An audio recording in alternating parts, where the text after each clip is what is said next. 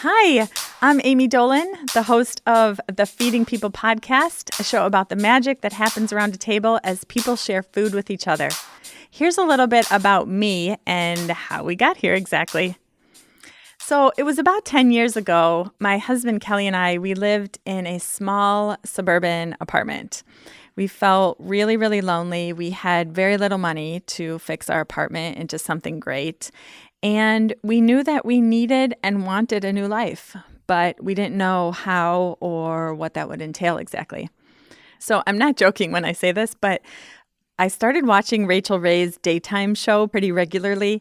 And in watching Rachael Ray's show, I discovered that I really, really loved cooking. I'm not like a creative person or an artist, I would say by nature. I don't paint or make music. But watching Rachael Ray and seeing the creativity that she displayed in cooking and making food specifically for people she loved really gave me new energy and new life. And I realized that when I cooked as really a creative outlet just for myself, I could also invite people over, share my food, and we could be at a table talking for hours and hours. So after watching Rachael Ray, I decided let's just invite one person. Let's just start with one person at the table. So Kelly and I invited our friend Drew over, and he came over every single Thursday night for years and years and years, and I would make dinner. It's funny now when I think about it because I didn't know what I was doing. I was experimenting every single time. But Kelly and Drew were just the best eaters, and we would sit around the table for hours, and we actually had a little nickname for ourselves. We called ourselves the Triangle of Safety because the three of us could say anything we wanted, and we were totally unprocessed and unfiltered, and it was safe, and it was magical. Even now when I think about it, I can't believe I did that as I was learning to cook and learning to host. It was so special. I think it was like the first Thanksgiving holiday season during those years. I tried out Rachael Ray's turkey mini meatloaves. I'm not sure if you've ever had those, but they're delicious and totally ridiculous. I mean, meatloaf and turkey is just like such a funny thing to me. But I made those. I made turkey mini meatloaves for Drew and Kelly, and we sat at the table and ate and celebrated Thanksgiving, and it was so wonderful. Then about 5 years ago, Kelly and we moved to downtown Chicago. We moved into a small one-bedroom apartment, and we just kind of kept this momentum going of cooking and inviting people over. We didn't actually have a table. We had a small kitchen island, and it had 4 stools that 4 people could sit on and sit around. That island served so many purposes. It was our cutting board. It was our countertop. I think it was maybe even our pantry for a season of time where I put all the canned goods in. But it was great. I would cook. We would invite exactly 2 people over, and the 4 of us would sit on the stools, and we would have dinner after dinner after dinner with friends and family around our little tiny kitchen island. It was so lovely.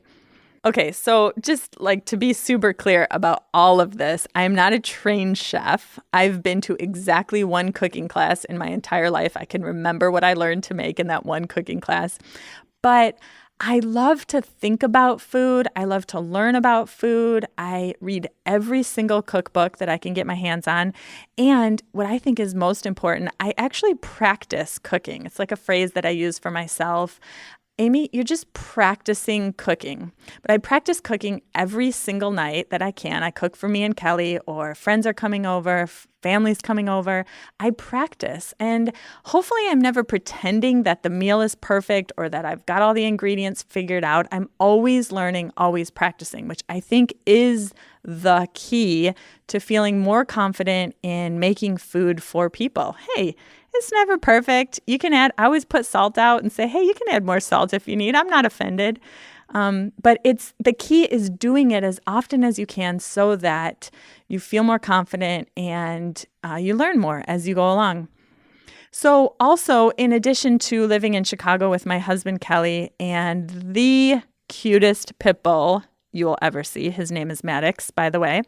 I'm also a pastor of a church that I'm creating with my friends. We call it Sunday Supper Church. Oh my gosh, let me tell you, this is actually one of the best things going on in my life right now. We are creating a church together that gathers around a dinner table where we have delicious food and a really, really beautiful environment and all sorts of people who sit around the table. And we learn about faith and we learn about God and we learn about being human together around a table of food. And I love it so much. It is just such a joy. But I have really found that my faith and my connection to God really does happen around a table of beautiful people and beautiful food. That's where I can see God's abundance and beauty. I can see the shared experience in being human. And God for me really is around a table full of people from all sorts of faith traditions, from all ethnicities, from all sexualities, from all genders. And so I just decided at some point, if this is a worship experience for me and my friends, maybe we should just call this a church and share it with others. So why then a podcast about feeding people? That's a great question.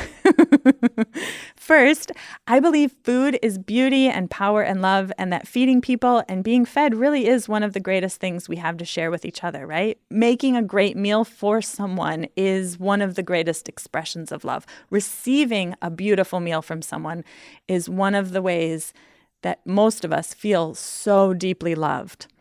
I've also noticed that as I share my story about feeding people specifically at Sunday Supper Church, I'm finding so many people who love to talk about food and restaurants and how they are uniquely cooking for and gathering people together. And it has been so fascinating. So my hope is that whether you cook for people every single night or you really can't remember the last time you did, you'll be encouraged and you'll be inspired to consider what it is that you have and to do it.